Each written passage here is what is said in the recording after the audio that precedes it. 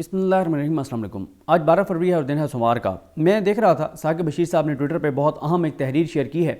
نبیل انور صاحب جو کہ بہت شاندار رپورٹر ہیں، ڈان کے لیے رپورٹنگ کرتے ہیں چکوال سے، اور اس سے پہلے بھی انہوں نے بڑی بڑی سٹوریز بریک کی ہیں۔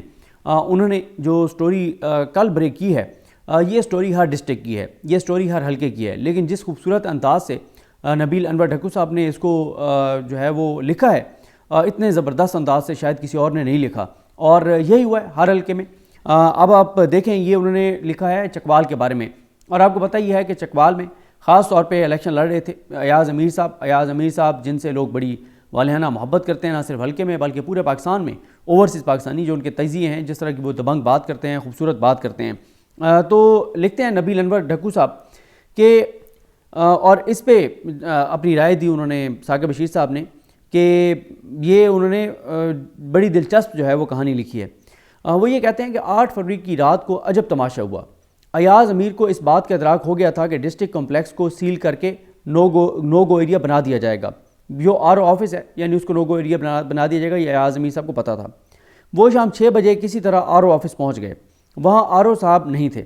کچھ دیر بعد ڈسٹرکٹ کمپلیکس کو جو ہے وہ انہوں نے اوڈر وال ایک لکھی ہوئی چوک وہاں سے سیل کر دیا گیا، اور اس کا کنٹرول چھلاؤں نے سنبھال لیا۔ گیٹ پر تعینات پولیس ملازمین کی شامت آ گئی کہ تم نے ایاز امیر کو اندر جانے کیوں دیا۔ پھر ہم نے دیکھا کہ کس طرح چکوال پولیس کے انسپیکٹر سردار عارف، جن کے پاس آج کل DSP ہیڈ کوارٹر کا چارج ہے، ایاز امیر کو کمپلیکس کی حدود سے باہر نکالنے کے لیے ہاتھ پیر مارتے نظر آئے۔ ان کے چہرے پر بے بسی چھائی ہوئی تھی، آنکھوں سے احساس ملامت چھلک رہا تھا۔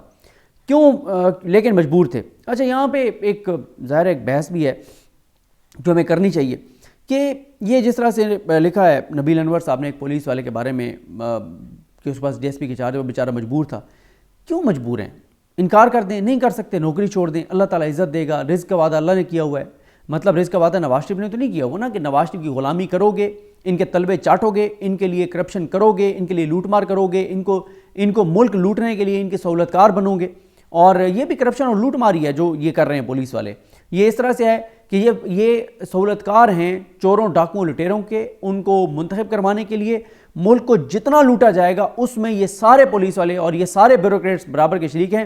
اس لیے میں آج کل دوستوں کو کہتا ہوں کہ پوری ایک لسٹ بنا کے رکھیں کہ کون کون سے ROs، DC، DPO، یہ سرکاری اہلکار، یہ سارے یہ الیکشن کمیشن ممبران، وہ سب کی ایک لسٹ بنا کے رکھیں، تاکہ تاریخ میں تو کم از کم ان کو، ابھی تو ظاہر ہے ان کے اوپر کوئی بات ہی نہیں کر سکتا، جیسے بھی KPK میں PTI کی حکومت آئی ہے نا، کریں ان کو، فکس کریں یہ ساروں کو، ان کے خلاف جو قانونی کارروائی بنتی ہے کریں۔ اسی طرح سے پنجاب کے اندر بھی لسٹیں ان کی ہونی چاہیے، جب ٹائم آئے گا ان کے خلاف کارروائی ہونی چاہیے، اور کچھ نہیں ہو سکتا تو ہمیں ان لوگوں کا سوشل بائیکاٹ ضرور کرنا چاہیے، ان لوگوں سے سلام نہیں کرنا چاہیے، ان لوگوں سے کوئی تعلق نہیں رکھنا چاہیے، تاکہ ان کو کچھ تو احساس ہو کہ ہم اگر شریف خاندان کے طلبے چاٹ رہے ہیں، ان کی غلامی کر رہے ہیں، تو اس کے کچھ نتائج بھی ہیں۔ اور ایسے لوگ جو ہے نا، وہ معاشرے میں ان کے یہ اعمال نفرت کی نگاہ سے دیکھے جانے چاہیے، جو کچھ یہ ROs جنہوں نے کیا ہے یہ سارا کچھ۔ اس کے بعد وہ لکھتے ہیں کہ ایاز امیر کو کمپلیکس کی حدود سے باہر نکالنے کے لیے ہاتھ پیر مارتے نظر آئے۔ ان کے چہرے پر بے بسی چھائی ہوئی تھی، آنکھوں سے احساس ملامت چھلک رہا تھا، لیکن مجبور تھے۔ ایاز امیر کو زبردستی RO آفس سے باہر نکال دیا گیا۔ مسلم لیگ نون کا کوئی امیدوار بھی ڈسٹرکٹ کمپلیکس میں موجود نہیں تھا۔ یعنی اب نون لیگ والوں کو جانے کی ضرورت ہی نہیں تھی، وہ موجود ہی نہیں تھے، انہیں پتہ تھا کہ ہمارے حق میں جو کچھ ہونا ہے کسی اور نے کرنا ہے۔ رات 12 بجے تک جن پولنگ اسٹیشن کے نتائج آئے، ان میں PTI کے امیدواروں کو واضح برتری حاصل تھی۔ پھر نہ صرف نتائج کو روک دیا گیا بلکہ نتائج لے کر آنے والے پریزائڈنگ آفیسرز کو سڑکوں پر خوار کیا گیا۔ کمپلیکس سے جس گاؤں کا فاصلہ 20 منٹ کا تھا، اس گاؤں سے پریزائڈنگ آفیسر کو کمپلیکس پہنچنے میں 3.5 گھنٹے لگے۔ فیصلہ یہ ہوا کہ پریزائڈنگ آفیسرز کو کانوائے میں لایا جائے۔ میں نے چکوال میں تعینات کئی پریزائڈنگ آفیسر سے بات کی۔ ایک پریزائڈنگ آفیسر جو 1997 سے الیکشن ڈیوٹی سر انجام دے رہے ہیں، ان کا کہنا تھا کہ ہمارے کانوائے میں لگ بھگ 50 پریزائڈنگ آفیسرز 50 پولنگ اسٹیشن کا رزلٹ لے کر آئے اور شامل ہوئے۔ یہ 50 پریزائڈنگ آفیسرز وہاں پر موجود تھے۔ صبح کے 4 بجنے والے تھے اور ہمیں چکوال کی ایک شاہراہ پر روکا ہوا تھا کہ ابھی کانوائے پورا نہیں ہوا۔ میں ریڈیو پاکستان سن رہا تھا کہ چکوال سے مسلم لیگ نون کے امیدوار طاہر اقبال کی جیت کا نعرہ بجا دیا گیا ہے۔ پریزائڈنگ آفیسر ابھی پہنچے نہیں ہیں RO آفس، رزلٹ انہوں نے دیا نہیں ہے، نعرہ پہلے بج گیا کہ نون لیگ والے چکوال سے جیت گئے۔ جو پریزائڈنگ آفیسرز کمپلیکس کی حدود میں داخل ہو چکے تھے، ان کو آخری حد تک ذلیل و رسوا کیا گیا۔ RO آفس کے سامنے پریزائڈنگ آفیسرز قطار بنائے سخت سردی میں کھڑے تھے۔ RO صاحب نے ان سے فارم 45 وصول کرنے تھے۔ موبائل اور انٹرنیٹ سروس تو صبح سے معطل تھی۔ 8 فروری کی سرد رات قطار میں کھڑے فارم 45 اٹھائے پریزائڈنگ آفیسرز کے وہم و گمان میں بھی نہیں تھا کہ جو نتائج انہوں نے ابھی جمع کروانے ہیں وہ پہلے ہی ٹی وی اور ریڈیو پاکستان پر سنا دیے گئے ہیں۔ پھر ایک لمحہ آیا کہ قطار میں لگے سردی سے ٹھٹھرتے پریزائڈنگ آفیسر کے صبر کا پیمانہ چھلک گیا۔ ایک خاتون پریزائڈنگ آفیسر نے نہ صرف شور مچا دیا بلکہ پولنگ میٹیریل کو زمین پر دے مارا۔ اس خاتون نے جیسے ہی پہل کی، ڈسٹرکٹ کمپلیکس آر او کے خلاف شیم شیم کے نعروں سے گونج اٹھا۔ ایک پریزائڈنگ آفیسر کا کہنا ہے کہ وہ 12:30 بجے لائن میں لگے، ان کے آگے صرف 2 پریزائڈنگ آفیسر تھے، پھر بھی ان کا نمبر 3:30 بجے آیا، وہ بھی اس وقت جب نعرے بازی شروع ہوئی۔ پریزائڈنگ آفیسر کے بقول اندر بیٹھے عملے کو فارم 45 لینے سے کوئی غرض نہ تھی۔ صبح 4 بجے تک بمشکل 55 فارم 45 ہی جمع ہوئے تھے کہ حلقہ NA 58 کے رزلٹ کا اعلان کر دیا گیا تھا۔ یہی واردات چکوال اور تلگانگ کے باقی حلقوں میں ڈالی گئی۔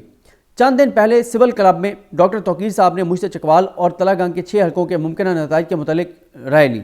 میں نے ڈاکٹر صاحب کو بتایا کہ جو صورتحال نظر آ رہی ہے اس کے مطابق PTI چھکا لگائے گی، بشرطے کہ کوئی بھی بہت بڑی واردات نہ ڈالی گئی۔ ڈاکٹر صاحب میری معصومانہ پیشگوئی پر مسکرا دیے۔ PTI نے چکوال میں چھکا لگا دیا ہے۔ مسلم لیگ نون کے امیدوار طاہر اقبال، سلطان حیدر علی، تنویر اسلم، سردار غلام عباس اور ملک شہریار بری طرح پٹ گئے۔ فرق صرف اتنا ہے کہ PTI کے امیدوار 6 کے 6 حلقوں میں جیتے ہیں اور مسلم لیگ نون کے امیدوار RO کے دفتر میں جیتے ہیں۔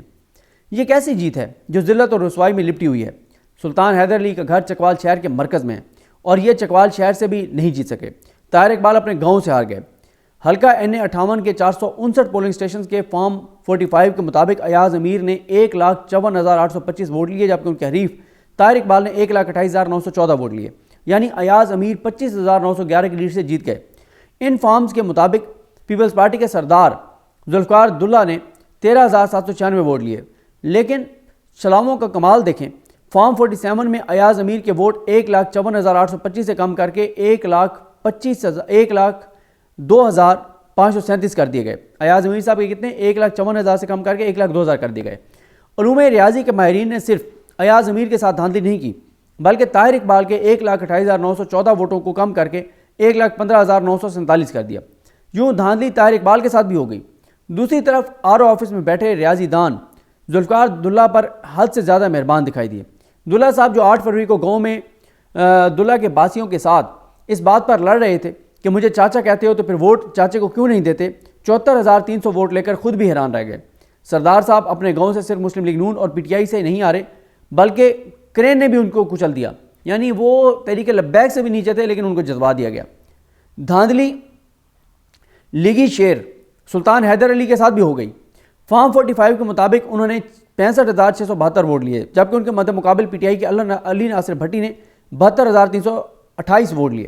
علی ناصر بھٹی نے 6,656 کی لیڈ سے PP 20 کی نشست جیت لی، لیکن RO آفس میں ہار گئے، جہاں سلطان حیدر علی کے 65,672 ووٹوں کو کم کر کے 52,450 اور ناصر بھٹی کے 72,328 کو کم کر کے 43,250 کر دیا گیا۔ اس ریاضی دان کو 50 کے ہندسے سے کتنا پیار تھا۔ فارم 45 کے مطابق PP 21 میں مسلم لیگ نون کے تنویر اسلم نے 72,055 ووٹ لیے، جبکہ ان کے حریف PTI کے راجہ طارق افضل کالس نے 75,142 ووٹ لیے، مطلب راجہ طارق 3,087 ووٹوں سے جیت گئے۔ RO آفس میں بیٹھے شاہ سوار نے فارم 47 میں راجہ طارق کے ووٹوں کو بالکل نہیں چھڑا۔ محض تنویر اسلم صاحب کے 72,055 ووٹوں میں بہتر کی اور 83 لگا کر 83,055 کر دیا۔ اندازہ لگائیں یار، مطلب کمال ہے۔ 72 کو بس 83 میں بدلا ہے، آگے 0.55 وہی رہنے دیا۔ NA 59 پر 59 پر شخصی ووٹ بینک کے لحاظ سے سب سے تگڑے سیاستدان سردار غلام عباس کو ایک غیر معروف امیدوار ملک رومان احمد نے 32,500 کے بڑے مارجن سے ہرا دیا، لیکن RO آفس میں واردات ڈال دی گئی۔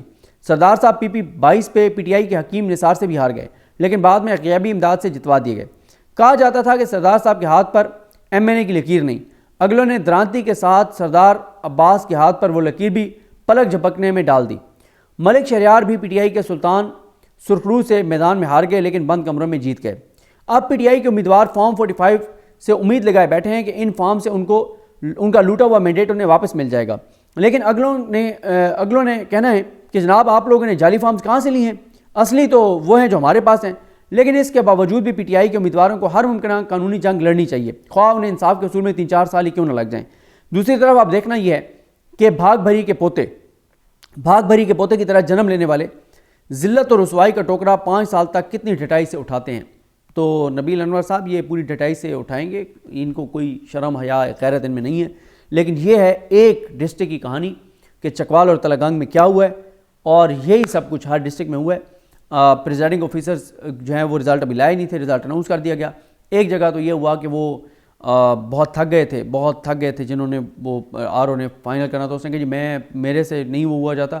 انہوں نے کہا ایک شارٹ کٹ کیا ہے، انہوں نے کہا شارٹ کٹ یہی ہے کہ انہوں نے PTI والے بندے کے ووٹوں کے پیچھے سے PTI کے بندے کا نام ہٹا کے نون لیگ والے کا لگا دیا، اور نون لیگ والے کے ووٹوں کے پیچھے PTI والے کا نام لکھ دیا۔ یہ انہوں نے صاف چھوٹی موٹی غلطی کی ہے، چھوٹی موٹی غلطی کر کے اور وہ گھر کو چلے گئے، اور نون لیگ والا PTI والے کے ووٹوں کے سامنے نام لکھے جانے سے جیت گیا، اور نون لیگ والے کے ووٹ جو ہے وہ کاغذ کے اوپر PTI والے کے گلے پڑ گئے اور وہ ہار گیا۔ یہ ہوا ہے، یہ صرف ایک ڈسٹرکٹ میں نہیں، ہر ڈسٹرکٹ میں سیم یہی پیٹرن ہوا ہے۔ ٹیمیں بٹھائی گئی ہیں، ڈبل مہر لگائی گئی ہے، ووٹ ضائع کی گئے ہیں، باقی چیزیں پوری کی گئی ہیں۔ فارم 45 ہر جگہ تقریباً خالی ان کے اوپر دستخط کیے ہوئے تھے، اس کے مطابق فارم 45 بنائیں، لیکن یہ کام اس لیے نہیں چلے گا کیونکہ سارے امیدواروں کے پاس ایک فارم 45 ہے سیم، سوائے نون لیگ والے کے جو جیتا ہے اس کے پاس بھی نہیں ہے، اس کو بھی بنا کے اور تیار کر کے دیا جائے گا۔ مجھے اپنی دعا میں یاد رکھیں۔ اللہ کریم ہم سب کا ہمیں ناصر ہو۔ اللہ حافظ۔